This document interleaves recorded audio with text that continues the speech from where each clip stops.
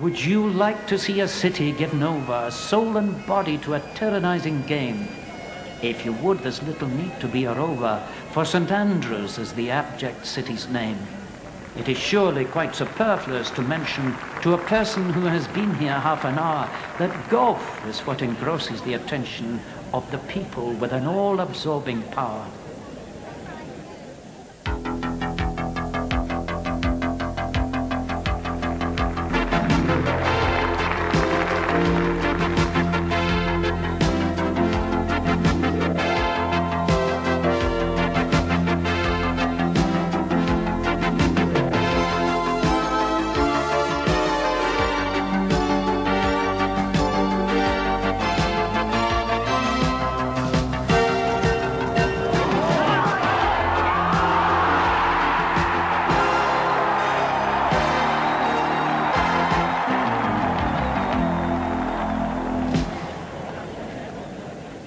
July the 19th, 1984.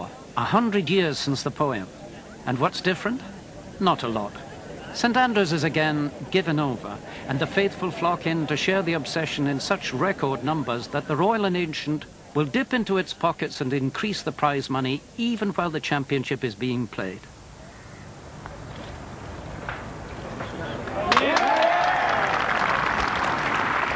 The traditional role of surprise early leader was filled fittingly by a Scot.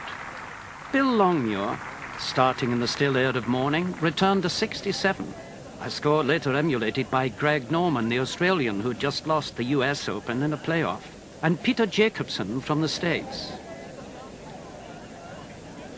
On the second day, the crowds waited for Longmuir to crack, and eventually, though not finally, he did, at the infamous 17th, the road hole.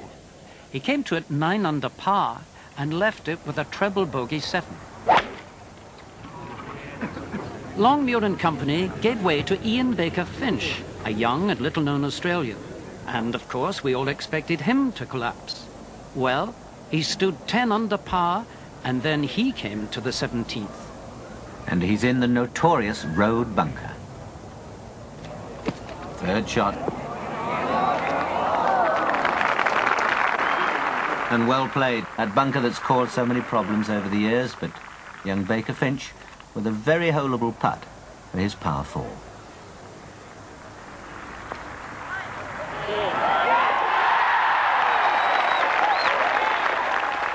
So Baker Finch pars where these first 2 days 312 golfers will play, and 223, over 2/3 of them, will bogey or fare even worse. Remember the 17th. It's clear it'll be a potent factor in this championship. But meanwhile, young Baker Finch soldiers on. Final hole of this second round. His second shot. And pitches in the face and goes back into the hollow they call the Valley of Sin. And if he gets down in 2 from there, even though the flag's on the front of the green, he'll have done well. But 2 putts he needs for a 66, and what a cracking round that would be. Up the bank she comes, looks to be a good speed. Very good indeed, but still 4 feet or so from the hole. Now, can he escape with another fighting par 4? This for a round of 66.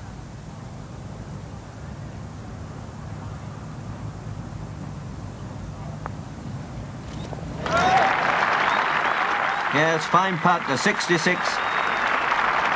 6 under par on the day, 10 under for the first 2 rounds in the championship, and at the halfway stage he leads by 3. And what a tribute that board is to the internationalism of this championship. An Australian, an American, a Spaniard, an Englishman and a Scot, all in the first 5. The third day dawns calm, and the early starters capitalize. For one, Jack Nicklaus. For another, Sam Torrance. Nicklaus at the 16th, par 4, just 382 yards. One of the features here at St Andrews, of course, the huge double greens.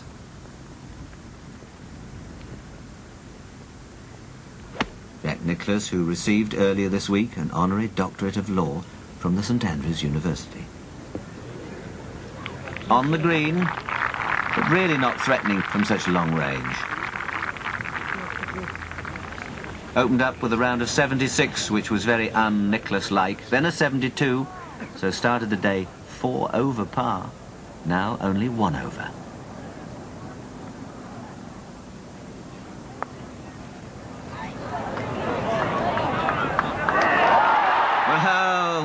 Well, he's done it.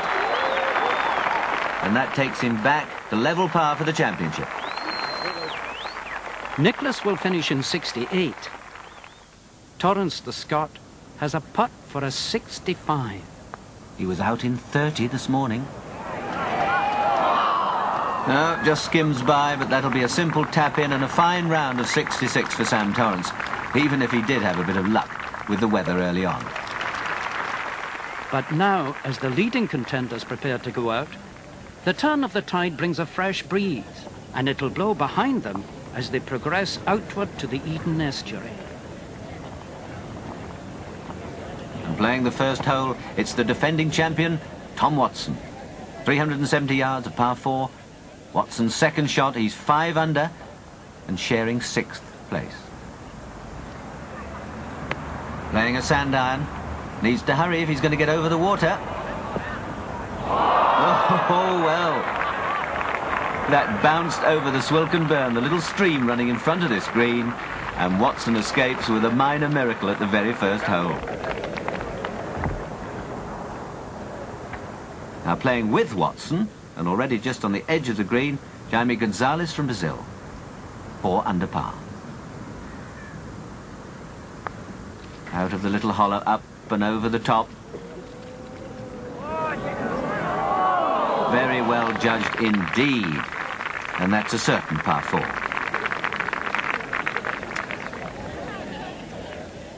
Now Watson for a birdie 3.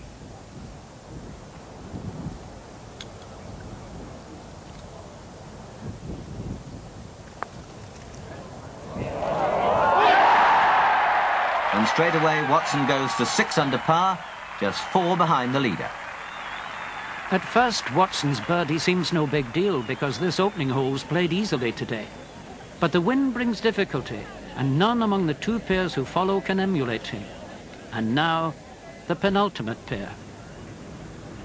Seve Ballesteros, the champion in 1979, and Lee Trevino, winner in 1971 and 72. Both 7 under par.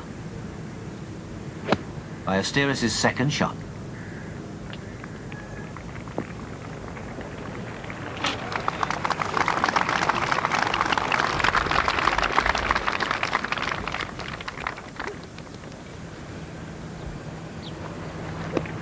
A real punchy shot.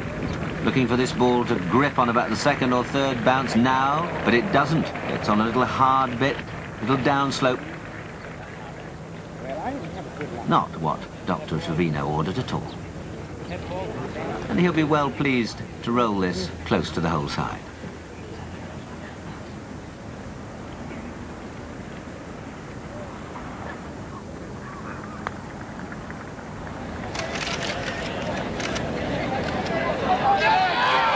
Which he does quite beautifully.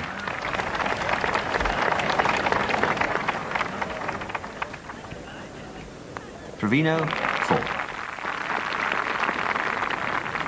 Now Seve.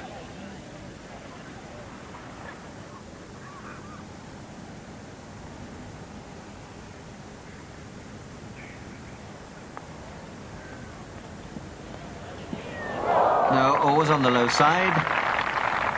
So just a little tap in for Seve. For his par 4. And they both remain 7 under par. And they're succeeded at this first hole by the leader, Ian Baker Finch, the young 23-year-old from Queensland, Australia. Astonishingly, he's 10 under par. He fairly slices that club face under the ball in an effort to get backspin.